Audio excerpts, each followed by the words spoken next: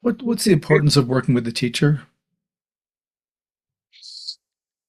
In some theoretical sense, you may be able to do a lot of this on your own, just like you could uh, learn piano on your own if you had enough videos and but how many people really do that? It's incredibly arduous and difficult, and there's so many pitfalls and false starts and tangents and dead ends that a teacher can help you avoid. It's even though theoretically that should be possible, practically I would say it's next to impossible, and that a teacher is incredibly helpful, maybe the most useful thing in your entire journey. Just someone willing to get inside your head a little bit and help navigate where's the next opening, where's the next uh, way to work, or direction to work in, and so on. I just find that incredibly beautiful and irreplaceable, really. Right. Mark? Yeah, I had a question from a moment ago which is that how do we, in this generation, um, let me say it a different way. I have a sense that we're from the generation where the spiritual nature of this is what really drew us. But in this generation, the distractions and the presence of all kinds of psychological therapy has made it perhaps more mundane. That uh, there's not a sense of the transcendent or the reverence, the awe that comes from encountering the infinite and then living from there. And do you see that with the students? Is that different from when we were younger, or am I just being naive about it?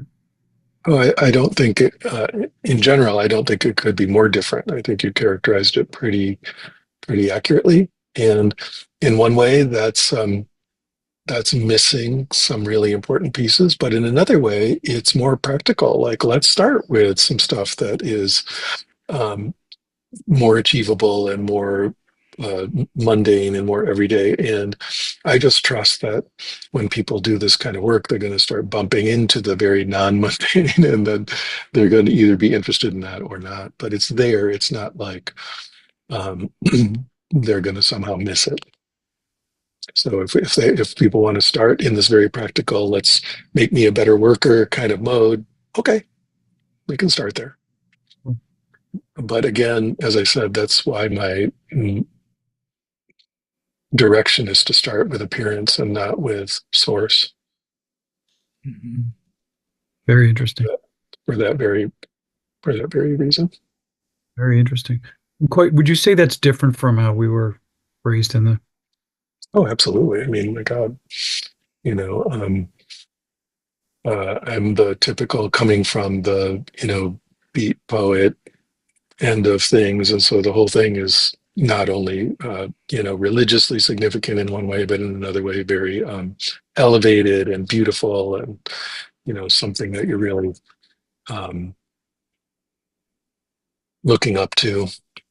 And so that was kind of the original mood. And then there is a lot of what I would call the more punk rock mood in there that does want to cut through a lot of the, let's say, hidebound, stodgy stuckness parts, and which I do think are there, of course, and need to be adapted to in this culture. It's one of the great things about our culture. We're really good at removing that kind of stuff. Sometimes we remove a little too much, but I think this is all part of the very normal process of adapting these traditions to our culture. Thank you. Well said. Well, it seems also when we were young students, there was so much emphasis on the mystery that it was very engaging in that way. Where now, I think, with the rise of the internet and internet teaching in particular, like on YouTube, there's so many teachers who are teaching. There's people can change the channel quite quickly. And I think in some ways, because it was harder for us to find teachers, there was more of an appreciation and an affinity. So anyway, just to comment on that contrast. Yeah, I think that's true. When you have to look hard for something, you appreciate it more when you get it. On the other hand, there's a kind of a Darwinian natural selection going on with all this zillions of teachers. It's like, I think it's its own kind of cool, good, positive situation where the cream rises to the top. And I mean, Mhm. um, um, uh, at least in terms of people who are speaking in a way that that lands, that connects, that really talks to people today. Yeah, that makes sense. And that part I feel is timeless. That there have I, always been those I, teachers. I agree. I have a big internet presence, a lot of YouTube videos and stuff. So um, I want to say I'm not talking about myself here. You know? Right, right, right. It's impressive. I mean, how many teachers who from the distant past who have almost no videos or none of them, maybe a few photographs, have large internet presences because their message still lands. It's timeless, as you say. The things that they're trying to point out are still utterly relevant. So Mhm. again, the cream rises to the top. These are such core teachings that they just tend to attract major attention. Yeah, that's interesting and well said.